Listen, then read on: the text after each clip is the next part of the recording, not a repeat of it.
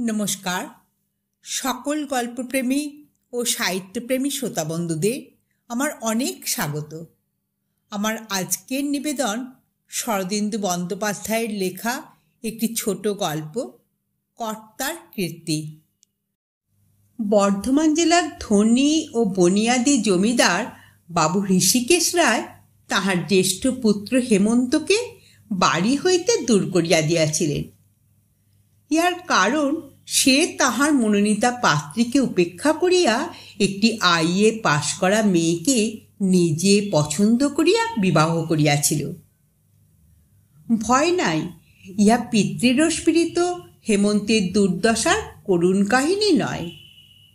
হেমন্তকে শেষ পর্যন্ত অর্থাভাবে স্ত্রীপুত্রকে পথে বসাইয়া উদ্বন্ধনে প্রাণত্যাগ করিতে হয় নাই। বিবাহের পূর্বে সে কলিকাতার একটি বড় কলেজে অধ্যাপনার কাজ পাইয়াছিল। তাহা ছাড়া পরীক্ষার কাগজ দেখিয়া ও ঘরে বসিয়া শিক্ষকতা করিয়াও যথেষ্ট উপার্জন করিত। সুতরাং পিতা ত্যায্যপুত্র করিয়া ঘরের বাহির করিয়া দিলেও অর্থের দিক দিয়া অন্তত তাহার কোনো ক্লেশও হয় নাই। ঋষিকেশবাবুর মতো বদরাগী অগ্নিশর্মার লোক আজকালকার দিনে বড় একটা দেখা যায় না। পুরাকালে বদমেজাজি বলিয়া দুর্বাসামুনির একটা অপবাদ ছিল বটে, কিন্তু তিনিও অকারণে কাহাকেও অভিসম্পাদ দিয়াছিলেন বলিয়া আমাদের জানা নাই।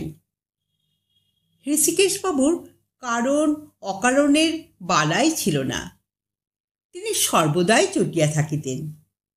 শোনা যায় 17 বৎসর বয়সে তাহার একবার টাইফয়েড হয়। সারিয়া উঠিয়া তিনি তেঁতুলের অম্বল দিয়া ভাত খাইবার ইচ্ছা জ্ঞাপন করেন। ডাক্তারের আদেশে তাহার সে ইচ্ছা পূর্ণ হইল না। ফলে সেই যে তিনি চটিয়া গিয়াছিলেন সে রাগ তাহার এখনো পড়ে নাই। একাদিক্রমে এত বৎসর রাগিয়া থাকার ফলে তাহার গোঁফ সমস্ত পাকিয়া গিয়াছিল এবং মাথার সম্মুখ দিকে চুল উঠিয়া পরিষ্কার ও চিক্কণ হইয়া গিয়াছিল। চক্ষু দুইটি সর্বদাই কষায়িত হইয়া থাকিত। রাগের মাত্রা বাড়িয়া গেলে তিনি ঘরের আসবাবপত্র ভাঙিতে আরম্ভ করিতেন। বাড়ির ভঙ্গপ্রবণ জিনিসগুলি প্রায় শেষ করিয়া আনিয়াছিলেন। এমন সময় একদিন দৈবক্রমে হাতের কাছে একটি কাঁচের গেলাস পাইয়া প্রথমেই সেটা ভাঙিয়া ফেলিলেন। ইহাতে ইন্দ্রজালের মতো কাজ হইল। কাঁচ ভাঙার শব্দে কর্তার অর্ধেক রাগ পড়িয়া গেল। সেদিন আর তিনি অন্য কিছু ভাঙিলেন না। অতঃপর তাহার রাগের মাত্রা চড়িয়া গেলেই বাড়ির যে কেহ একটা কাঁচের গেলাস তাহার হাতে ধরাইয়া দিয়া সবেগে প্রস্থান করিত। তিনি সেটা মেঝে আছড়াইয়া ভাঙিয়া ফেলিতেন। এই অভিনব উপায়ে বাড়ির টেবিল, চেয়ার, আয়না, ঝাড় ইত্যাদি দামি আসবাব অনেকগুলি রক্ষা পাইয়াছিল। 2 মাস অন্তর কলিকাতা হইতে একগ্রস করিয়া নতুন কাঁচের গেলাস আনানো হইত। তাহাতেই কোনো রকমে কাজ চলিয়া যাইত। রাগ যখন কম থাকিত তখন তিনি তাহার খাস বেয়ারা গয়ারামকে সুয়ারকা বাচ্চা না বলিয়া স্রেফ হারামজাদা বলিয়া ডাকিতেন। তখন বাইরের গোমস্তা হইতে ভিতরে গৃহিণী পর্যন্ত স্বস্তির নিঃশ্বাস ফেলিয়া বাঁচিতেন।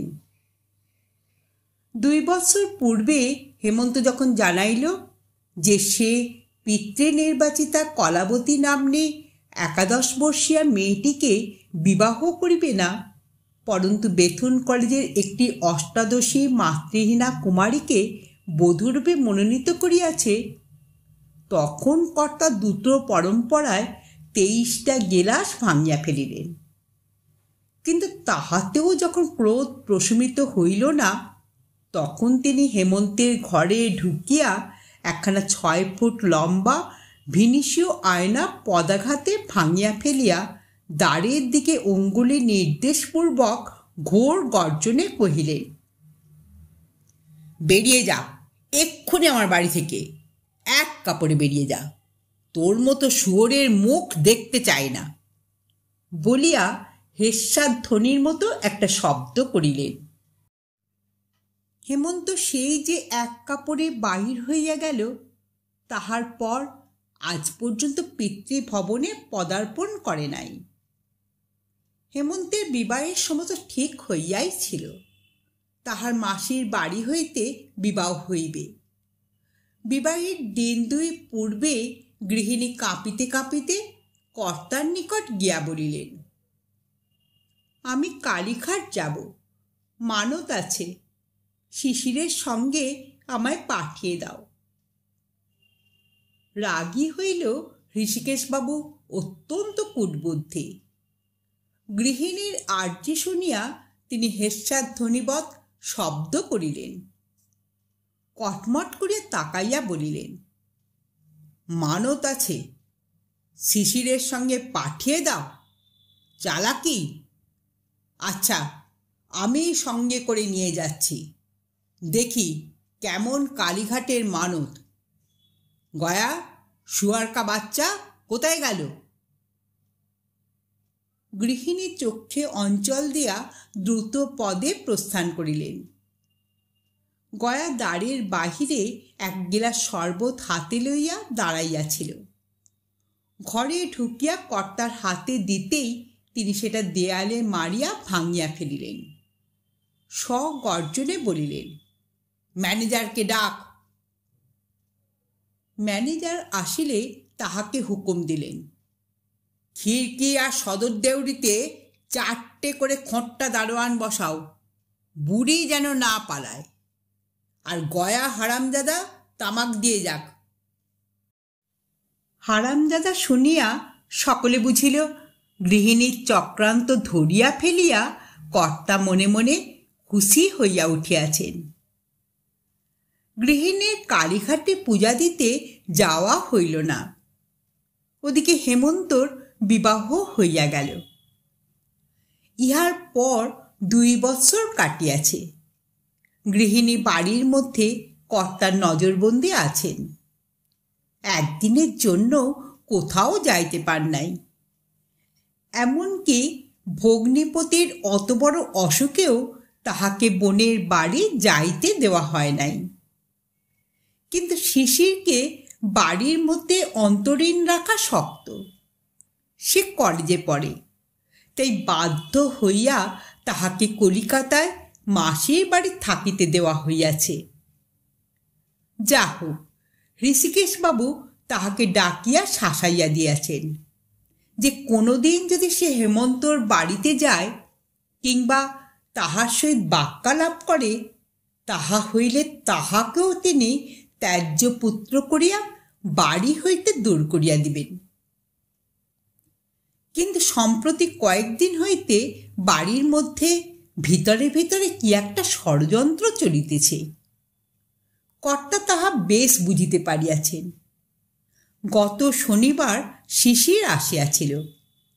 সে মার কানে ফুসফুস করিয়া কি বলিয়া গেল। সেই অবধি গৃহিণী অতিশয় চঞ্চল বিমনা হইয়া বেড়াইতেছেন। গৃহকর্মে তাহার মন নাই।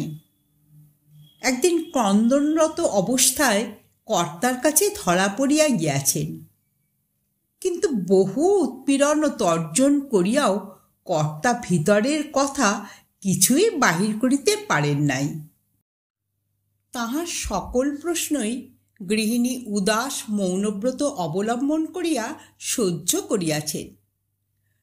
তাহাতে আর কিছু না হোক, বাড়িতে কাঁচে গিলাসের সংখ্যা ভয়ানক দ্রুত কমিয়া আসিতেছিল।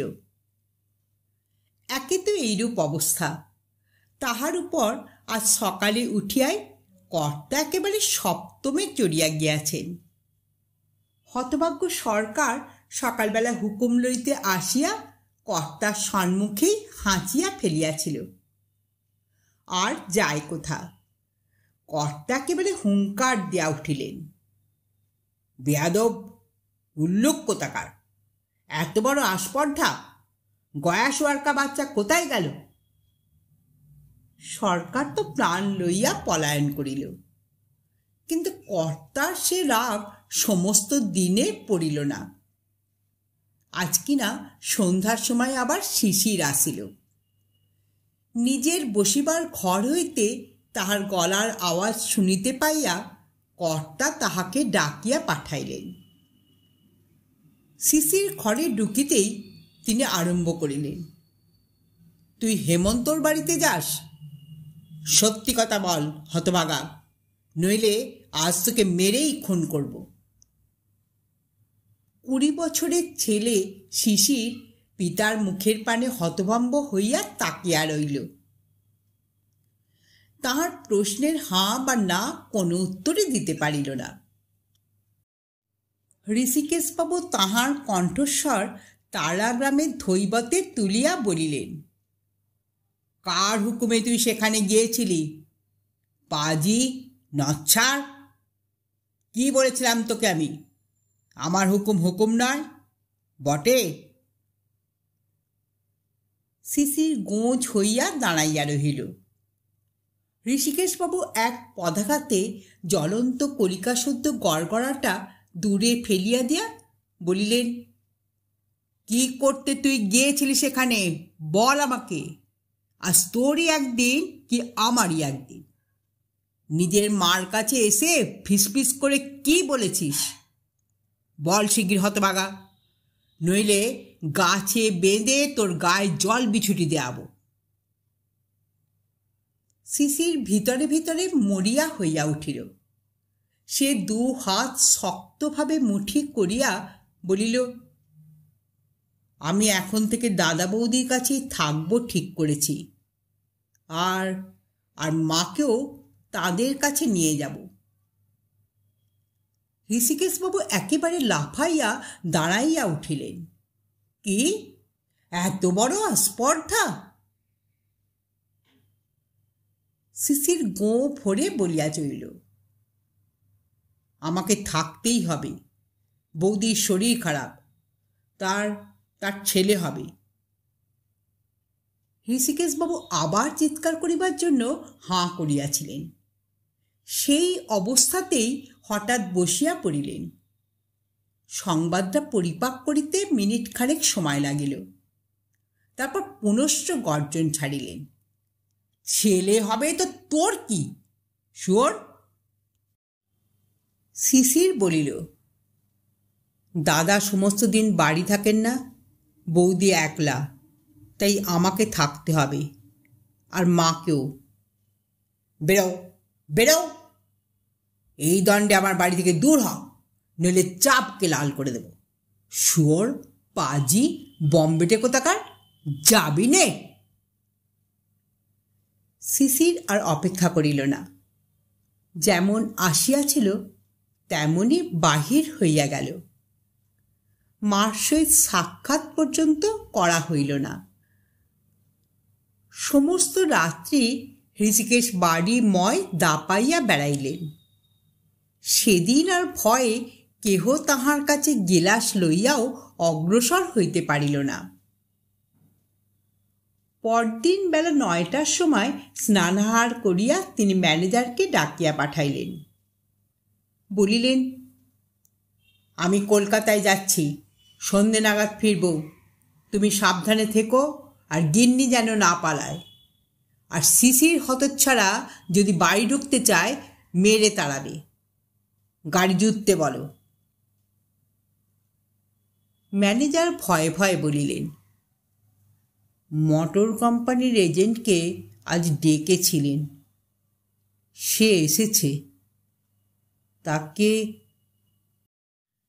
ঋষিকেশবাবু বলিলেন, তাকে চুলোয় যেতে বলো। আমি কলকাতায় যাচ্ছি, নিজে দেখে মোটর কিনব। গাড়ি জুততে বলো। বলিয়া চেক বহিখানা পকেটে পুরিলেন। ম্যানেজার যে আজ্ঞে বলিয়া প্রস্থান করিলেন।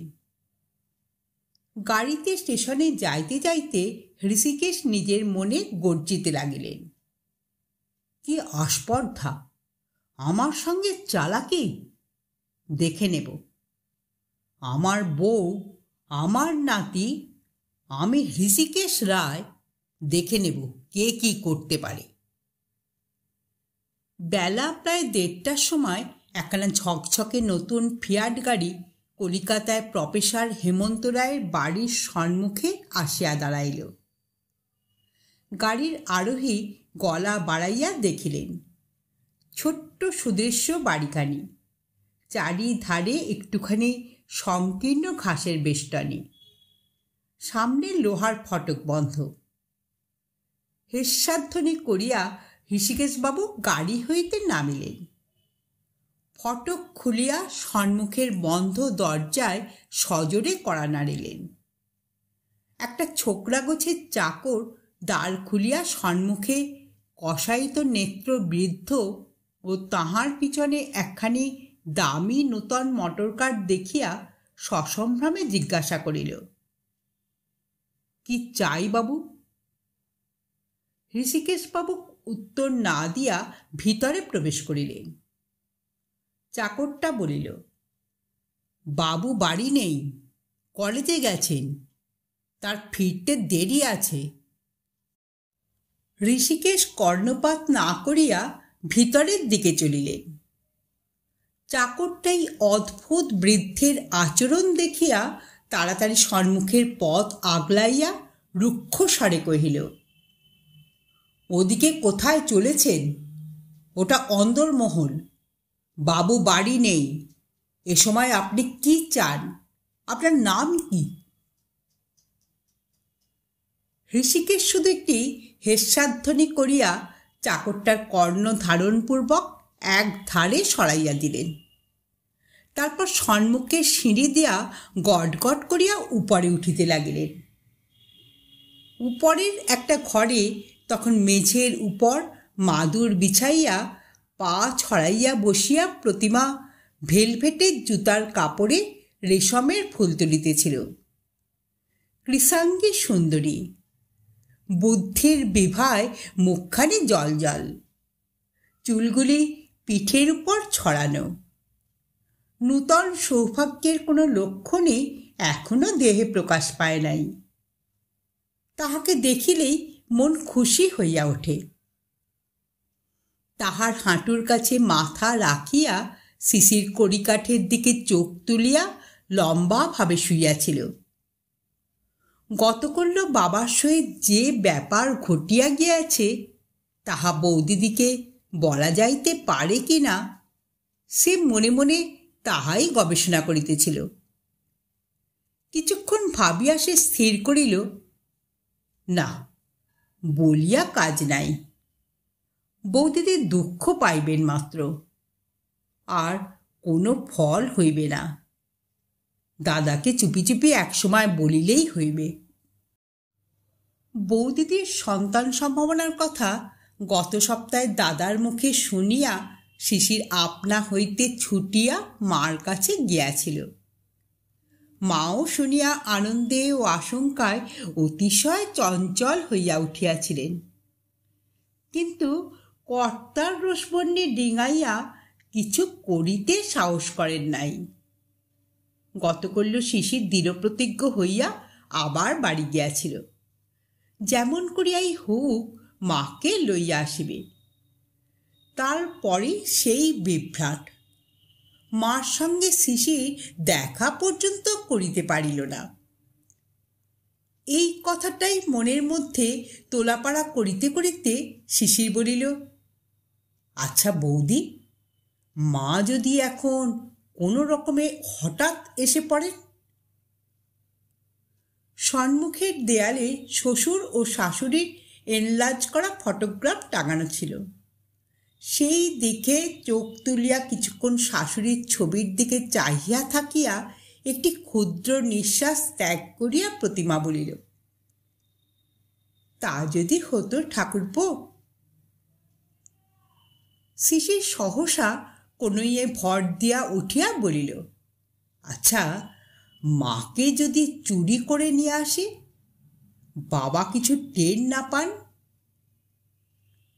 জিভ কাটিয়া প্রতিমা বলিল, বাপ রে, তাহলে কি আর রক্ষে থাকবে? বাবা তাহলে কাউকে আস্ত রাখবেন না। বস্তুত চোখে না দেখিলেও শ্বশুরের মেজাজ সম্বন্ধে কোনো কথাই প্রতিমার অজ্ঞাত ছিল না। তাহাকে বিবাহ করার ফলেই যে স্বামীর সহিত শ্বশুরের এমন বিচ্ছেদ ঘটিয়াছিল তাহা সে বিবাহের সময় হইতেই জানে। হেমন্ত অবশ্য কোনো দিন এ সম্বন্ধে তাহাকে কোনো কথা বলে নাই, কিন্তু শ্বশুর ঘরের জন্য সর্বদাই প্রতিমার প্রাণ কাঁদিতে থাকিত। রাগী হউন, কিন্তু শ্বশুর যে কখনোই মন্দ লোক নহেন ইহা তাহার দৃঢ় বিশ্বাস ছিল। শ্বশুর শাশুড়ির আদরে বঞ্চিত হইয়া এই মেয়েটি যে মনের মধ্যে কতখানি বেদনা পোষণ করিয়া রাখিয়াছিল তাহা তাহার স্বামীও কোনো দিন জানিতে পারে নাই। অত্যন্ত বুদ্ধিমতী বলিয়া সে ও ভাব কখনো ইঙ্গিতেও প্রকাশ করে নাই, পাছে স্বামী উদ্বিগ্ন হন। শিশির আবার কড়িকাঠের দিকে চাহিয়া শুইয়াছিল। প্রতিমা ছলছল চক্ষে বলিল, আমার ভাগ্যে সে কি আর হবে ঠাকুরপো? বাবা মাকে আমি এ জন্মে চোখে দেখতে পাব না। বলিয়া একটা উচ্ছ্বসিত দীর্ঘশ্বাস ত্যাগ করিল। এমন সময় নিচে হেস্যাধ্বনির মতো শব্দ শুনিয়া শিশির তড়াক করিয়া উঠিয়া বসিল। এ শব্দ তো ভুল হইবার নয়। সে প্রতিমার কানের কাছে মুখ লইয়া গিয়া বলিল, বাবা, বাবা এসেছেন। বলিয়াই এক লাফে পাশের ঘরে ঢুকিয়া ভিতর হইতে দরজা বন্ধ করিয়া দিল।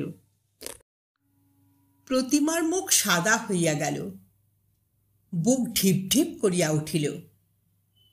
সে উঠিয়া দাঁড়াইয়া মাথায় আঁচল টানিয়া দিতেই হৃষিকেশবাবু ঘরের মধ্যে আসিয়া দাঁড়াইলেন। প্রতিমাকে আপাতমস্তক নিরীক্ষণ করিয়া বজ্রগম্ভীর স্বরে কহিলেন, আমার নাম শ্রী হৃষিকেশ রায়, আমি বর্ধমান থেকে আসছি। বলিয়া একটা চেয়ার টানিয়া লইয়া তাহাতে উপবেশন করিলেন। এইখানে প্রতিমা একটু অভিনয় করিল। মনে যে ভয়ের সঞ্চার হইয়াছিল তাহা জোর করিয়া চাপিয়া সে সচকিতে ফিরিয়া মুখের ঘোমটা সরাইয়া দিল।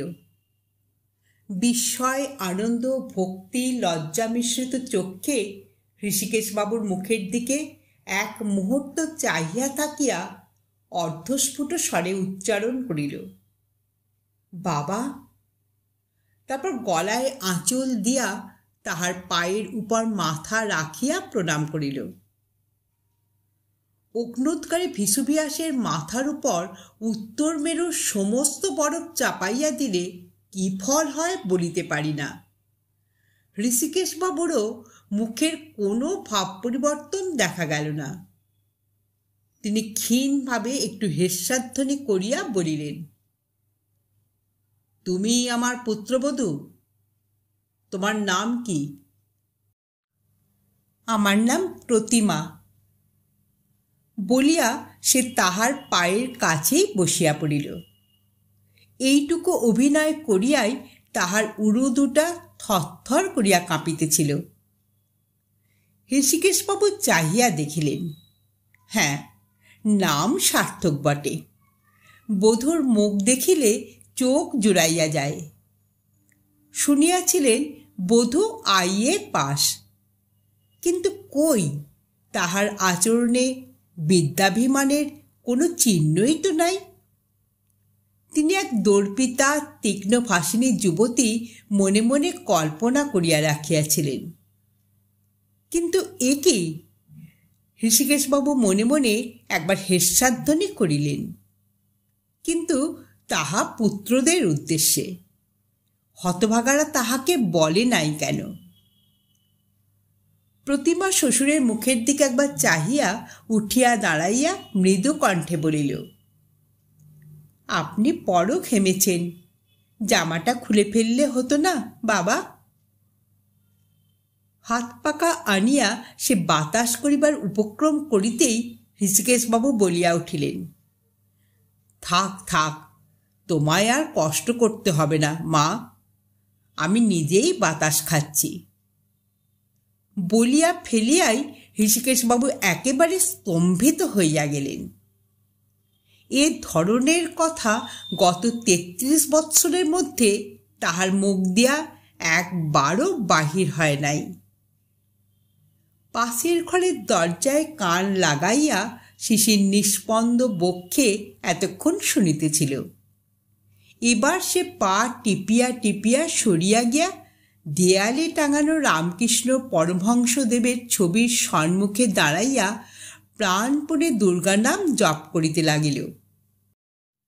হৃষিকেশবাবু গায়ের জামা খুলিয়া মাদুরের উপর বসিলেন। পাখার হাওয়া খাইতে খাইতে জিজ্ঞাসা করিলেন, সে শয়তানটা ফিরবে কখন? তোমাকে বুঝি এই রকম একলা ফেলে রেখে যায়?